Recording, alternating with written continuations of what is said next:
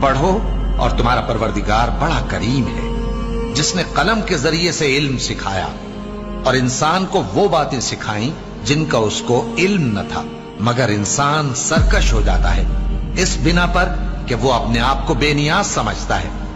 कुछ शक नहीं कि सबको तुम्हारे परवरदिगार ही की तरफ लौट कर जाना है। अपने परवरदिगार से डरो और उस दिन का खौफ करो कि न तो बाप अपने बेटे के कुछ काम आए और न बेटा बाप के कुछ काम आ सके। बेशक अल्लाह का वादा सच्चा है, बस दुनिया की जिंदगी तुमको धोखे में न डाल दे और न वो बड़ा फरेब देने वाला शैतान तुम्हें अल्लाह के बारे में किसी तरह का फरेब दे। वो माबूद बरहक है कि उसके सिवा कोई इबादत के लायक नहीं, जिंदा है, सबको थामने वाला, उसे न ऊंग आती है न नींद। जो कुछ आसमानों में और जो कुछ जमीन में है सब उसी का है। कौन है कि उसकी इजाजत के बगैर उससे किसी की सिफारिश कर सके?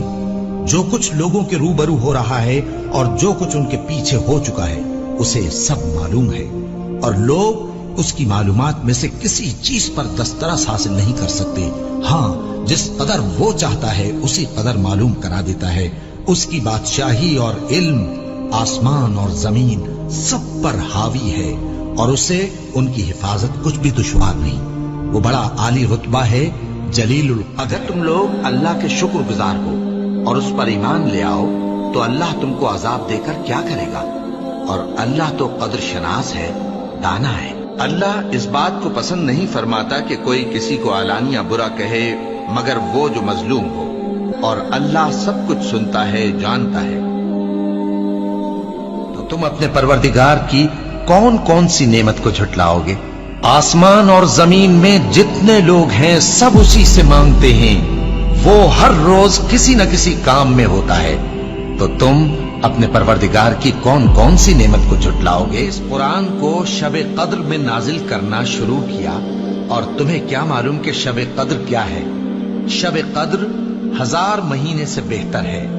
इसमें फरिश्ते और रूहुल कुदस हर काम के इंतजाम के लिए अपने परवरदिगार के हुक्म से उतरते हैं। ये रात तुलुए फज्र तक अमनो सलामती है। ये कि इंसान को वही मिलता है जिसके लिए वो मेहनत करता है, और ये कि उसकी मेहनत का जायजा लिया जाएगा, फिर उसको उसका पूरा पूरा बदला दिया जाएगा।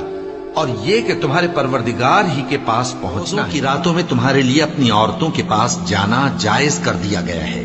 वो तुम्हारी पोशाक हैं और तुम उनकी पोशाक हो। अल्लाह को मालूम है कि तुम उनके पास जाने से अपने हक में खयानत करते थे, सो उसने तुम पर मेहरबानी की और तुम्हारी हरकत से दरगुजर फरमाई। तो अब तुमको इख्तियार है कि उनसे मुबाशरत करो, और अल्लाह ने जो चीज तुम्हारे लिए लिख रखी है यानी औलाद, उसको अल्लाह से तलब करो। और जब तुम मस्जिदों में एतकाफ बैठते हो तो उनसे मुबाशरत न करो। ये अल्लाह की हदें हैं, इनके पास न जाना। इसी तरह अल्लाह अपनी आयतें लोगों के समझाने के लिए खोल खोल कर बयान फरमाता है ताकि वो परहेजगार बने।